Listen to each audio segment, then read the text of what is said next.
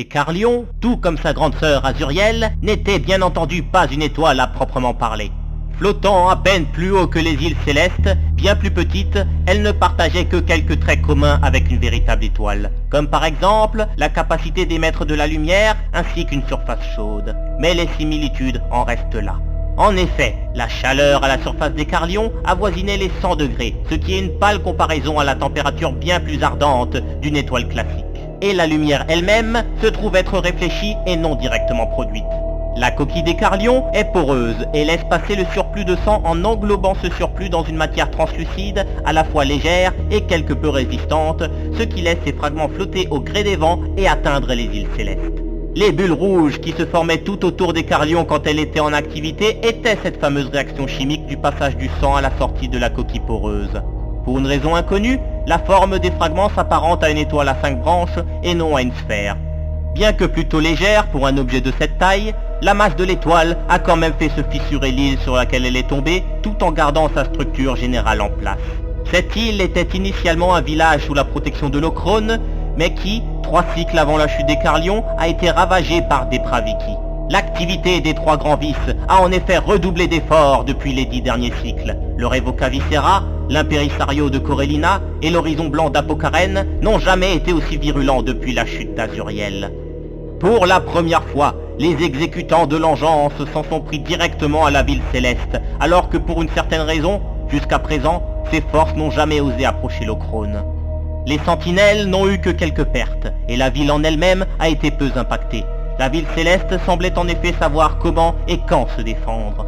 Les attaques initialement petites puis massives ont finalement fortement diminué depuis la chute des Carlions et la mise en place d'un système de défense avancé. 1 millier de chasseurs, une dizaine de galions armés jusqu'aux dents, 5000 montures ailées, des tourelles à tous les postes stratégiques, ainsi que 4 doubles canons massifs et la crème des chevaliers encore présents.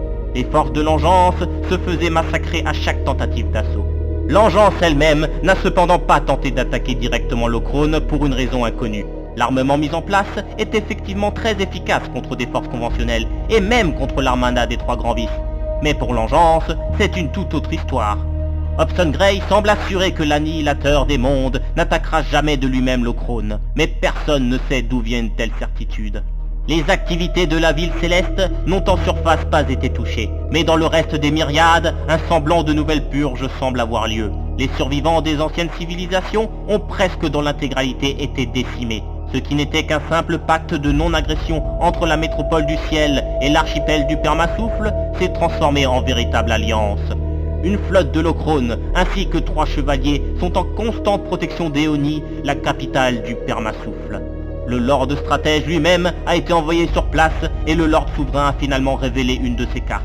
L'Engeance ne pourra directement attaquer ni l'Ochrone ni l'archipel du Permasouffle, ces îles étant sous la protection d'un éthéré. L'ensemble des autres îles ne bénéficiant pas de cette protection, des expéditions extrêmes sont mises en place pour récupérer le plus de ressources utiles possibles, ainsi que de sauver des méridiens des îles exposées. Ces missions sont effectuées par les Espérances et soutenues en certaines occasions par la flotte et les chevaliers, mais leur taux de succès est mitigé. Entre les escouades massacrées et les patrouilles qui rentrent bredouilles d'îles déjà pillées par les grands vices, le moral est au plus bas et la peur est au plus haut.